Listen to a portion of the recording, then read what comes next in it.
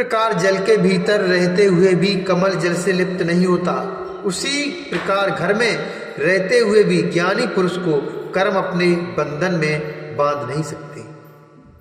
इस प्रकार का ज्ञान जब तक मनुष्य को प्राप्त न हो जाए तब तक उसे कर्म भेद स्थूल या सूक्ष्म शिवलिंग का निर्माण आदि करके सदा शिव की ही आराधना करनी चाहिए। जिस प्रकार विश्वास के लिए जगत में सूर्य एक ही स्थित है, जिस प्रकार विश्वास के लिए जगत में सूर्य एक ही स्थित है और एक होते हुए भी जल के आधार जलाशय आदि वस्तुओं में अपने प्रतिबिंब के कारण बहुत से रूपों में दिखाई पड़ता है, उसी प्रकार हे देवो,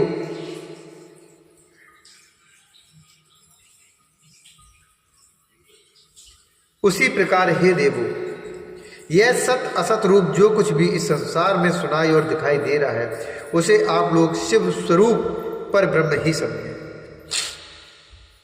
जल तत्व के एक होने पर भी उनके संबंध में जो भेद प्रतीत होता है वह संसार में सम्यक विचार न करने के कारण ही है।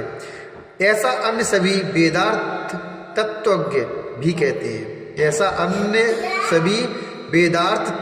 भी कहते हैं। संसारियों के हृदय में सकल लिंग स्वरूप साक्षात परमेश्वर का वास है। संसारियों के हृदय में सकल लिंग स्वरूप साक्षात परमेश्वर का वास है। ऐसा ज्ञान जिसको हो गया है उसको प्रतिमा आज से क्या प्रयोजन है।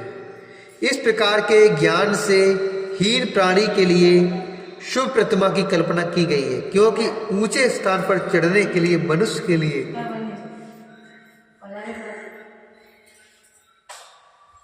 आलंबन आवश्यक बताया गया है।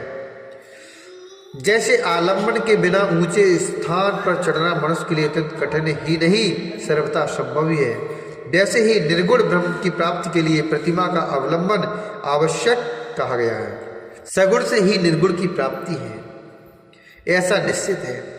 इस प्रकार सभी देवताओं की प्रतिमाएं उन देवों में विश्वास उत्पन्न करने के लिए होती हैं।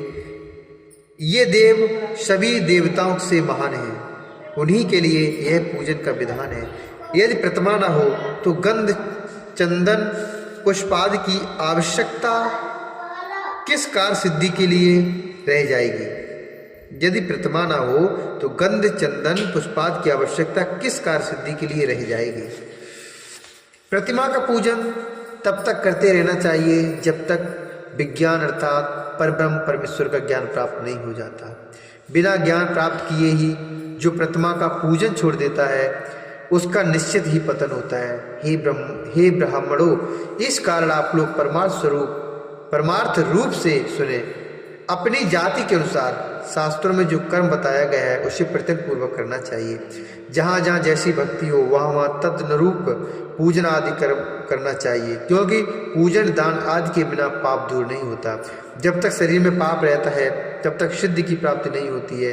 पाप के दूर हो जाने पर उसका सब कुछ सफल हो जाता है।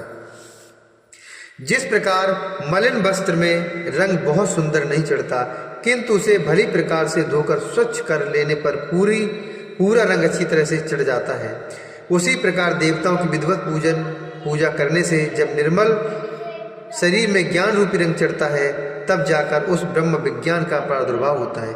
विज्ञान का मूल अनन्य भक्ति है और ज्ञान का मूल भी भक्ति ही कही जाती है। भक्ति का मूल सत्कर्म और अपने इष्ट देव आदि का पूजन है और उसका मूल सद्गुरु कहे गए हैं और उन सद्गुरु का मूल सत्संगति है। सत्संगति से सद्गुरु को प्राप्त करना चाहिए। सद्गुरु से प्राप्त मंत्र से देव पूजन आदि सत्कर्म करने चाहिए, क्योंकि देव पूजन से भक्ति उत्पन्न होती है और उस भक्ति से ज्ञान का प्रादुर्भाव होता है। ज्ञान से परब्रह्म के प्रकाशक विज्ञान का उदय होता है।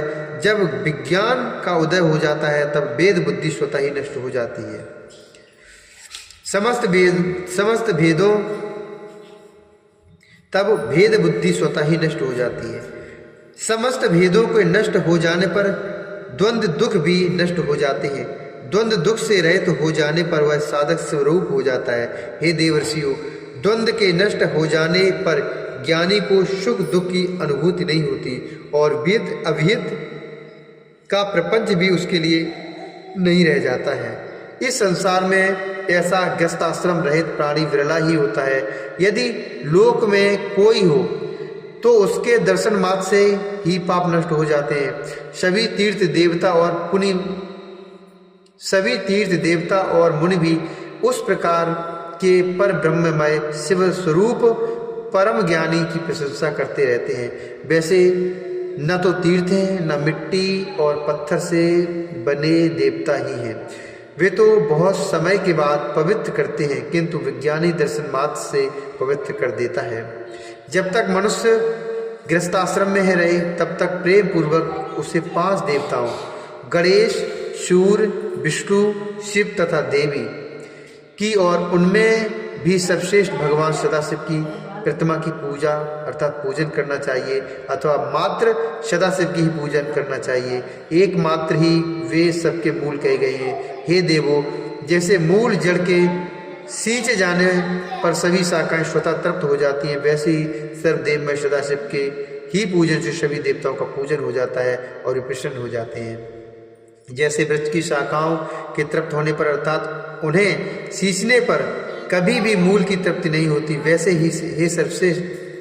ही हे मुनिश्रेष्ठ, सभी देवताओं के तृप्त होने पर शिव की भी तृप्ति नहीं होती है। ऐसा सूक्ष्म बुद्धि वालों लोगों को जानना चाहिए। शिव के पूजित हो जाने पर सभी देवताओं का पूजन स्वतः ही हो जाता है। अतः सभी प्राणियों के कल्याण में लगे हुए मनुष्य को चाहिए कि वह सभी कामनाओं की फल प्राप्ति के लिए संसार का कल्याण करने वाले भगवान सदाशिव की पूजा करे। इस श्री शिव महापुराणे द्वितीयायाम रुद्र संहितायां प्रथम खंडे सृष्टि उपाख्याने पूजा विधि वर्णने सार विचार वर्णनम नाम द्वादशोऽध्याय।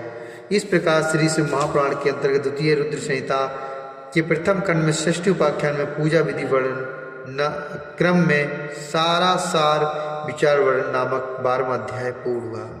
बोली शंकर भगवान की जय, बोली गणेश भगवान की जय, श्री हरि नारायण भगवान की